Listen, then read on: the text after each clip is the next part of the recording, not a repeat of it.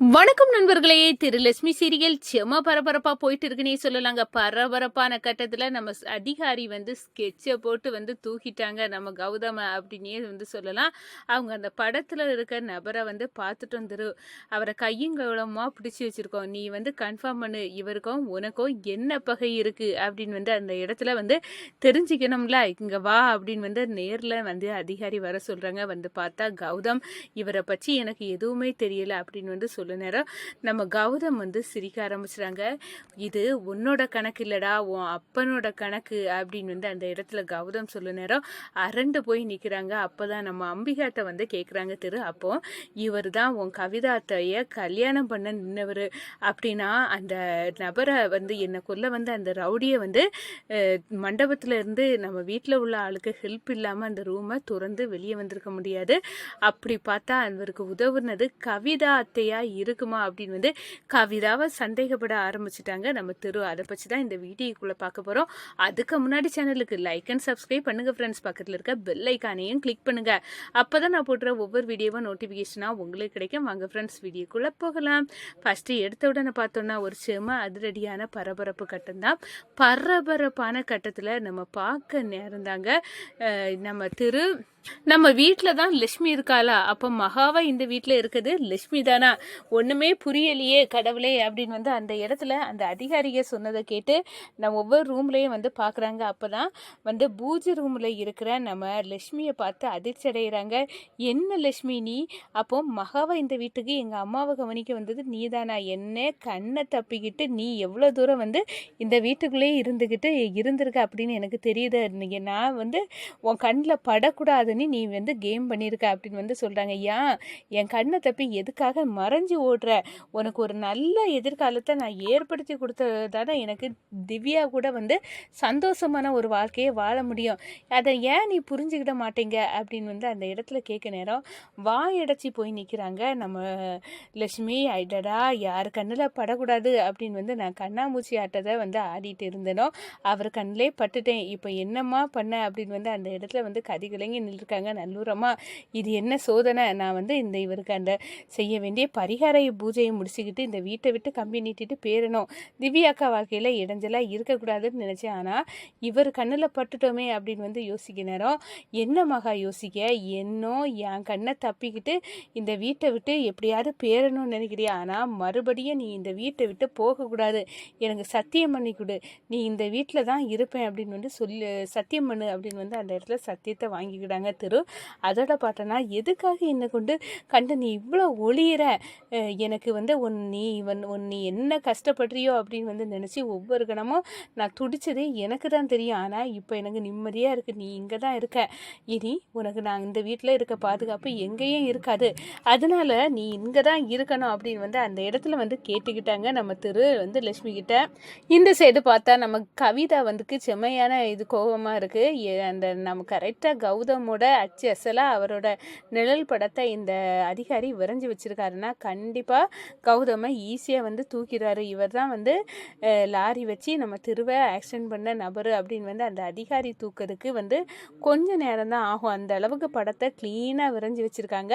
கண்டிப்பாக கௌதம் இதில் சிக்கிடுவான் அப்படின்னு அந்த இடத்துல நம்ம இந்த திருவை போட்டு தள்ளணும்னு ஸ்கெட்ச் பண்ணால் விதி வேறு விதமாக வாடி இந்த மகா வழியால் தான் எல்லாமே நடந்திருக்கும் போல் அப்படின்னு செம்மையாக கோவப்படுறாங்க கவிதா. இது எல்லாம் மகாவுக்கு சூழ்ச்சினா மகா விடக்கூடாது, காஞ்சனா என்னமோ பயப்படுது, அப்போ ஒரிஜினலாக போல் தான் இவரை சாதாரண ஆளுன்னு நினச்சா இவா எவ்வளோ பெரிய தில்லாலங்கடி, அந்த கூட்டிகிட்டு அந்த ரவுடி எந்த இடத்துலையுமே ஃபெயில் ஆனது கிடையாது. ஆனால் இங்கே தான் அவர் டார்கெட்டை அச்சீவ் பண்ணாமல் போகிறாருன்னா அதுக்கு காரணம் இந்த மகா தான்.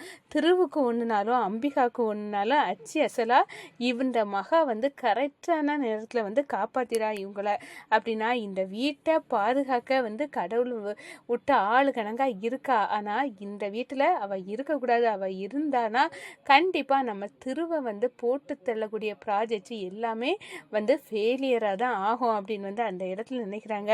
என் கணவர் கௌதம் கூட நான் சேர்ந்து வாழணும் அப்படின்னு ஒரு வாழ்க்கையை எதிர்பார்த்தேன், ஆனால் இப்போ அவிய சைடு திரு சைடு காத்தடிக்குது அப்படின்னு அந்த இடத்துல செம்மையான கோபத்தில் இருக்காங்க. இந்த மகாவை இந்த வீட்டை விட்டு துரத்தணும், அதுதான் நம்மளுக்கு ஒர்த்து அப்படின்னு வந்து நினைக்க ஆரம்பிச்சிட்டாங்க கவிதா. அதே நேரத்தில் அதிகாரி கால் பண்ணுறாங்க நம்ம தெருவுக்கு. இந்த பாருங்கள், நீங்கள் உங்களை ஆக்சிடென்ட் பண்ணனால ஒரு ஸ்கெட்சு போட்டால் இந்த நபர் தான் அப்படின்னு வந்து நாங்கள் விரைஞ்சு தந்திருந்தோம்ல, அவரோட நிழல் படம். அந்த நபரை இப்போ கையும் களவுமா பிடிச்சிக்கிட்டோம். இப்போ அவர் எங்கள் கஸ்டடியில் தான் இருக்கார். நீங்கள் வாங்க, உங்களுக்கும் அவருக்கும் என்ன பகை, எதுக்காக உங்களை அவர் போட்டு தள்ளணும் அப்படின்னு வந்து லாரியை ஏற்றி கொல்ல பண்ண அளவு பார்க்கணும். இவர் யாருன்னு உங்களுக்கு தெரியணும்ல. வாரேன் சார், இப்போவே வாரேன் அப்படின்னு வந்து அந்த நபரை வந்து பார்க்க போகிறாங்க. அப்போ தான் எங்கே அவசரமாக வந்து கிளம்பிட்ட அப்படின்னு வந்து நம்ம கவிதா கேட்க நேரம், அது ஒன்றும் இல்லை அத்தை, நீங்கள் வந்து என்ன ஆக்சிடென்ட் பண்ண நேரம் அந்த லாரியை ஓட்டிகிட்டு வந்து அந்த ஒரு நபரோட ஃபோட்டோவை வந்து விரைஞ்சி அன்னைக்கு அதிகாரி வீட்டுக்கு கொண்டு வந்து காட்டினாங்களே, அவங்கள கையும் களவுமா பிடிச்சி வச்சுருக்காங்களாம் அப்படின்னு சொல்ல நேரம் நம்ம கவிதாவோட ஃபேஸ் கட் அப்படியே வந்து சேஞ்ச் ஆகுது. இதை பார்க்குறாங்க என்ன அத்தை ஒரு நிமிஷம் பேச்சு மூச்சு இல்லாமல் இருக்காங்க, புரியாத புதிராக இருக்கு அப்படின்னு சொல்லிட்டு எனக்கு நல்ல விஷயந்தான், அவனை ஏற்றினவனை பிடிச்சிக்கிட்டா வந்து ரொம்ப சந்தோஷம்தான் அப்படின்னு வந்து சந்தோஷப்படுவாங்க. நீ பார்த்தா அத்தை வந்து தூக்குன மூஞ்சிக்கணங்க அப்படி வந்து தொங்க போட்டுட்டு இருக்கார பார்த்தாலே ஏதோ ஒரு டிராபேக் இருக்க புரியலையே அப்படின்னு வந்து அந்த இடத்துல நினைக்கிறாங்க. சரி, அந்த நபரவே பார்த்துட்டு வருவோம், நமக்கும் அவருக்கும் என்ன கணக்கு இருக்குது, எதுக்காக நம்மளை லாரி வத்தி கொல்ல அளவுக்கு வந்தார் அப்படின்னு வந்து அந்த இடத்துல நினச்சிக்கிட்டு நம்ம வந்து போகிறாங்க. போன வேகத்தில் நம்ம கௌதமை பார்க்குறாங்க. இந்த நபரை இதுக்கு முன்னாடி நான் பார்த்ததில்ல, இவர் யார் என்னன்னே தெரியாது. அப்படி இருக்க நேரம் இவர் எதுக்காக வந்து என்ன லாரி ஏற்றி கொல்லணும்னு வந்தாரோ, கடவுளை ஒன்றும் புரியாத புதிராக இருக்க அப்படின்னு வந்து நினச்சிக்கிட்டு சொல்கிறாங்க. இந்த பாருங்க அதிகாரி, எனக்கு இவரை யாருன்னே தெரியாது அப்படின்னு சொல்ல நேரம் ககன்னு நம்ம கௌதம் வந்து சிரிக்கிறாங்க.